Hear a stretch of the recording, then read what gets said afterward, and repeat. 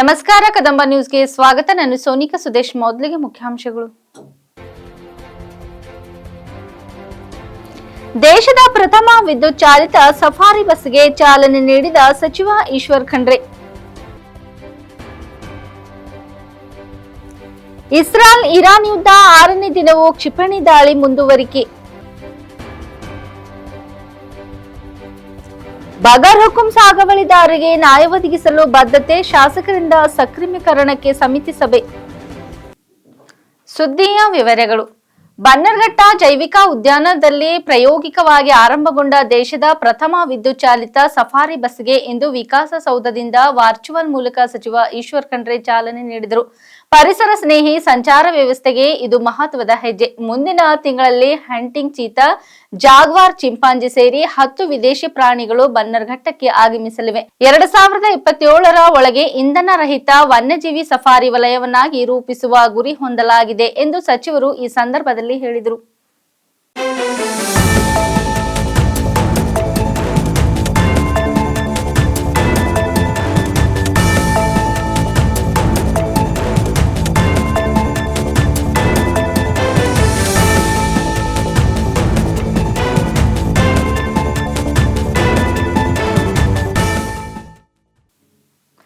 Israel ಮತ್ತು Iran ನಡುವೆ ಯುದ್ಧ 6ನೇ ದಿನಕ್ಕೆ ಕಾಲಿಟ್ಟಿದ್ದು, ಇಸ್ರೇಲ್ ಮೆಹರ್ಬಾದ್ ವಿಮಾನ ನಿಲ್ದಾಣದ ಬಳಿಯ ಟ್ರೆಹಾನ್ನ ಜಿಲ್ಲೆಯ 18 ಪ್ರದೇಶದ ಮೇಲೆ ದಾಳಿ ನಡೆಸಿತು. ಇರಾನ್ನ ಕ್ಷಿಪಣಿ ದಾಳಿಗಳು ಟೆಲ್ ಅವೀವ್ನ ಹಲವಾರು ಭಾಗಗಳನ್ನು ಹೊಡೆದು ಹಾನಿ ಮಾಡಿವೆ. ಇಸ್ರೇಲ್ನ ಮೊಸಾದ್ ಗುಪ್ತಚರ ಸಂಸ್ಥೆಯ 5 ಶಂಕಿತ ಏಜೆಂಟ್ಗಳನ್ನು ಆನ್ಲೈನ್ನಲ್ಲಿ ದೇಶದ ವರ್ಚಸ್ಗೆ ಧಕ್ಕೆ ತಂದ ಆರೋಪದ ಮೇಲೆ ಬಂಧಿಸಿರುವುದಾಗಿ ಇರಾನ್ ಬುಧವಾರ ತಿಳಿಸಿದೆ. ಸೈನಿಕರು ಆನ್ಲೈನ್ನಲ್ಲಿ ತಮ್ಮ ಚಟುವಟಿಕೆಗಳ ಮೂಲಕ ಸಾರ್ವಜನಿಕರಲ್ಲಿ ಭೀತಿ ಬಿತ್ತಲು ಮತ್ತು ಇಸ್ಲಾಮಿಕ್ ಗಣರಾಜ್ಯ ಇರಾನ್ನ ಪವಿತ್ರ ವ್ಯವಸ್ಥೆಯ ವರ್ಚಸ್ಗೆ ಕಳಂಕ ತರಲು ಪ್ರಯತ್ನಿಸಿದರು ಎಂದು ತಸ್ನಿಮ್ ಮತ್ತು ಇಸ್ನೇಮ್ ಸುದ್ದಿ ಸಂಸ್ಥೆಗಳು ಕ್ರಾಂತಿಕಾರಿ ಗಾರ್ಡ್ಗಳ ಹೇಳಿಕೆಯನ್ನು ಉಲ್ಲೇಖಿಸಿವೆ. ಟೆಲ್ ಅವೀವ್ ಮತ್ತು ಟೆಹರಾನ್ನ ನಡುವೆ ಮತ್ತೆ ವಾಯು ದಾಳಿಗಳು ನಡೆಯುತ್ತಿರುವ ನಡುವೆಯೇ ಇರಾನ್ ಮೇಲೆ ಇಸ್ರೇಲ್ ನಡೆಸಿದ ದಾಳಿಯಲ್ಲಿ ಕನಿಷ್ಠ 585 ಜನರು ಮೃತಪಟ್ಟು 1326 ಜನರು ಗಾಯಗೊಂಡಿದ್ದಾರೆ ಎಂದು ಮಾನವ ಹಕ್ಕುಗಳ ಗುಂಪೊಂದು ಹೇಳಿದೆ ಎಂದು ಅಸೋಸಿಯೇಟೆಡ್ ಪ್ರೆಸ್ ವರದಿ ಮಾಡಿದೆ.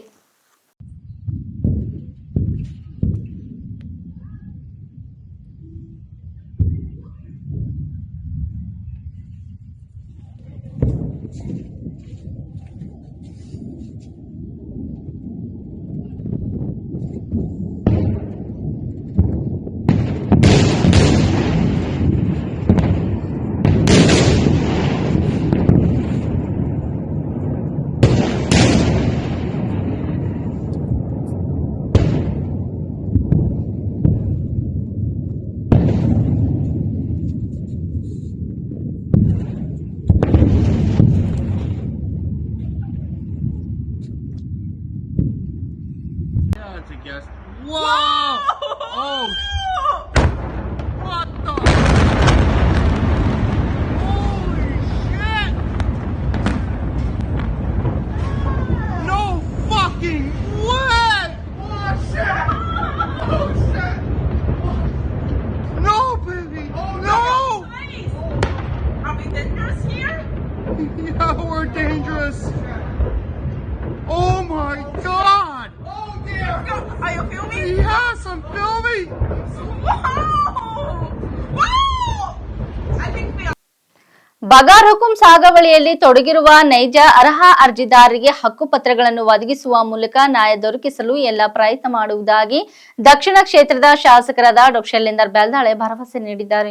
ಬೀದರ್ ನಗರದ ತಹಸೀಲ್ದಾರ್ ಕಚೇರಿ ಸಭಾಂಗಣದಲ್ಲಿ ಮಂಗಳವಾರ ನಡೆದ ಬಗಾರ್ ಹುಕುಂ ಸಾಗವಳಿ ಸಂಕ್ರಮೀಕರಣ ಸಮಿತಿ ಸಭೆಯ ಅಧ್ಯಕ್ಷತೆ ವಹಿಸಿ ಮಾತನಾಡಿದ ಅವರು, ಕಳೆದ ಅಧಿವೇಶನದಲ್ಲಿ ಬಗಾರ್ ಹುಕುಂ ಸಾಗವಳಿ ಸಂಕ್ರಮೀಕರಣ ಸಮಿತಿ ರಚನೆ ಆಗದ ಕುರಿತು ಪ್ರಶ್ನೆ ಕೇಳಿ ಚರ್ಚಿಸಲಾಗಿತ್ತು. ಇದೀಗ ಸಮಿತಿ ರಚನೆ ಮಾಡಲಾಗಿದ್ದು, ಇಂದು ಹಲವು ವರ್ಷಗಳ ಬಳಿಕ ಸಮಿತಿ ಸಭೆ ನಡೆಸಲಾಗುತ್ತದೆ. ಬಗರ್ ಹುಕುಂ ಸಾಗವಳಿ ಸಕ್ರಮ ಸಂಬಂಧ ಬಂದ ನೈಜ ಅರ್ಜಿದಾರರಿಗೆ ಅನ್ಯಾಯ ಆಗಬಾರದು. ನಿಯಮದಂತೆ ಇವರಿಗೆ ಹಕ್ಕುಪತ್ರ ಸಿಗಬೇಕು. ಭೂಮಾಫಿಯಾ ಮತ್ತು ಅನರ್ಹರು ಸರ್ಕಾರಿ ಭೂಮಿ ಕಬಳಿಸುವುದನ್ನು ತಪ್ಪಿಸಲು ಅಧಿಕಾರಿಗಳು ಎಚ್ಚರಿಕೆ ವಹಿಸಬೇಕು ಎಂದು ಸೂಚಿಸಿದರು. ಅರಣ್ಯ ಕಂದಾಯ ಜಮೀನುಗಳಲ್ಲಿ ಸಾಗುವಳಿ ಮಾಡುತ್ತಿರುವವರ ಎಲ್ಲಾ ಅರ್ಜಿಗಳನ್ನು ಅಕ್ರಮ ಸಕ್ರಮ ಯೋಜನೆಯಡಿ ಪರಿಶೀಲಿಸಲಾಗುವುದು. ಈ ಬಗ್ಗೆ ಯಾವ ರೈತರು ಆತಂಕ ಪಡುವ ಅಗತ್ಯ ಇಲ್ಲ. ಎಲ್ಲ ಸರ್ವೆ ನಂಬರ್, ಜಮೀನಿನ ಮಾಹಿತಿಯನ್ನು ಜೆಪಿಎಸ್ ಮೂಲಕ ಆನ್ಲೈನ್ನಲ್ಲಿಯೇ ನೋಂದಣಿ ಕಾರ್ಯ ನಡೆಯಲಿದೆ. ಯಾರಿಗೂ ಅನಗತ್ಯ ಸಮಸ್ಯೆ ಆಗದಂತೆ ನೋಡಿಕೊಳ್ಳಲಾಗುವುದು. ಬಗರ್ ಹುಕುಂ ಅಡಿ ಸಾಕಷ್ಟು ಅರ್ಜಿ ತಿರಸ್ಕೃತವಾಗುತ್ತಿವೆ. ಇವುಗಳನ್ನು ಪುನಃ ಪರಿಶೀಲನೆ ನಡೆಸಬೇಕು ಎಂದರು. ವಿಜಯನಗರ ಜಿಲ್ಲೆ ಕೂಡ್ಲಿಗಿ ಪಟ್ಟಣದಲ್ಲಿ ಅಮ್ಮೆಳಿಗೆ ಉಡಿ ತುಂಬಿ ಕಳುಹಿಸುವ ಧಾರ್ಮಿಕ ಅಕ್ರಮ ನಾಗರಿಕರಿಂದ ಶ್ರದ್ಧಾ ಭಕ್ತಿಯಿಂದ ಜರುಗಿತು. ಪಟ್ಟಣದಲ್ಲಿನ ಹಿಂದೂ ಸಂಪ್ರದಾಯವನ್ನು ಪಾಲಿಸುವ ಪ್ರತಿಯೊಂದು ಮನೆಯವರು ಪ್ರತಿ ವರ್ಷವೂ ಪಟ್ಟಣದ ಧಾರ್ಮಿಕ ಶ್ರದ್ಧಾವಂತರ ಆಣತಿಯಂತೆ ಈ ಬಾರಿಯೂ ಹೋಳಿಗೊಮ್ಮೆ ಅಮ್ಮೆಗಳಿಗೆ ಉಡಿ ತುಂಬಿಸಿ ಕಳುಹಿಸಿಕೊಡುವ ಸಾಂಪ್ರದಾಯಿಕ ಧಾರ್ಮಿಕ ಆಚರಣೆ ಜಾರಿಯಲ್ಲಿದೆ. ಇದನ್ನು ಹಲವು ಗ್ರಾಮೀಣ ಭಾಗಗಳಲ್ಲಿ ಹಲವು ಕಟ್ಟುಪಾಡುಗಳೊಂದಿಗೆ ಆಚರಣೆ ಮಾಡಲಾಗುತ್ತದೆ. ಭಾರಿ ನಿಯಮಗಳನುಸಾರ ಜರುಗಿಸಲಾಗುತ್ತಿದ್ದು, ಆಧುನಿಕ ಭರಾಟೆಯಲ್ಲಿ ಪಟ್ಟಣ ಪ್ರದೇಶಗಳಲ್ಲಿ ಇಂತಹ ಬಹುತೇಕ ಆಚರಣೆಗಳು ಕಾಣೆಯಾಗಿವೆ. ಆದರೆ ಕೂಡ್ಲಿಗಿ ಪಟ್ಟಣದಲ್ಲಿ ಧಾರ್ಮಿಕ ಆಚರಣೆಗಳು ಈಗಲೂ ನಿಯಮಾನುಸಾರ ಚಾಚು ತಪ್ಪದೆ ಜರುಗುತ್ತಿದ್ದು, ಇದು ಕೂಡ್ಲಿಗಿ ಪಟ್ಟಣದ ವಿಶೇಷವಾಗಿದೆ. ಮಹಿಳೆಯರು ಸೇರಿದಂತೆ ಲಿಂಗ ಭೇದವಿಲ್ಲದೆ, ವಯಸ್ಸಿನ ಅಂತರವಿಲ್ಲದೆ ಸರ್ವರು ಶ್ರದ್ಧಾ ಭಕ್ತಿಯಿಂದ ಧಾರ್ಮಿಕ ನಿಯಮಾನುಸಾರ ಹೋಳಿಗೊಮ್ಮಗಳನ್ನು ಕಳುಹಿಸಿಕೊಟ್ಟರು.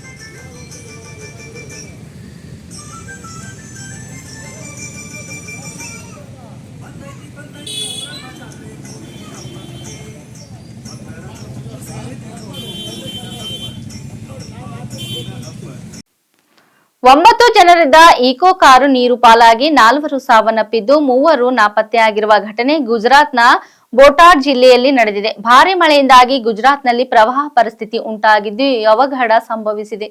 ಈ ಕುರಿತು ಎನ್ಡಿಆರ್ಎಫ್ ಅಧಿಕಾರಿ ವಿನಯ್ ಕುಮಾರ್ ಭಾಟಿ ಮಾತನಾಡಿ, ಮಂಗಳವಾರ ಬೆಳಗಿನ ಜಾವ ಈ ಅವಘಡ ಸಂಭವಿಸಿದ್ದು 4 ಶವ ಪತ್ತೆಯಾಗಿದೆ.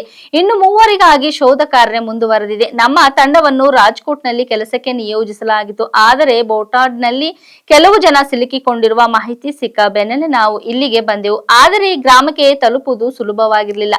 ಸದ್ಯ ಸ್ಥಳೀಯ ಅಧಿಕಾರಿಗಳ ಬೆಂಬಲದೊಂದಿಗೆ ಸ್ಥಳದಲ್ಲಿ ಕಾರ್ಯಾಚರಣೆ ಮುಂದುವರೆದಿದೆ ಎಂದು ತಿಳಿಸಿದರು. ಗುಜರಾತ್ನಲ್ಲಿ ಈಗಾಗಲೇ ಮಳೆಯಿಂದಾಗಿ 18 ಜನ ಸಾವನ್ನಪ್ಪಿದ್ದಾರೆ. ಹೀಗಾಗಿ ರಾಜ್ಯದ ಎಲ್ಲಾ ಜಿಲ್ಲೆಗಳಲ್ಲಿಯೂ ಎನ್ಡಿಆರ್ಎಫ್ ಹಾಗೂ ಎಸ್ಡಿಆರ್ಎಫ್ ತಂಡಗಳನ್ನು ನಿಯೋಜಿಸಲಾಗಿದೆ. ನಿರಂತರ ಮಳೆಯಿಂದಾಗಿ ನೀರಿನ ಮಟ್ಟದಲ್ಲಿ ಗಮನಾರ್ಹ ಏರಿಕೆಯಾದ ಹಿನ್ನೆಲೆಯಲ್ಲಿ ಜಿಲ್ಲೆಯ ಕಂಬದ ಅಣೆಕಟ್ಟಿನ ಗೇಟ್ಗಳನ್ನು ತೆರೆಯಲಾಗಿದೆ.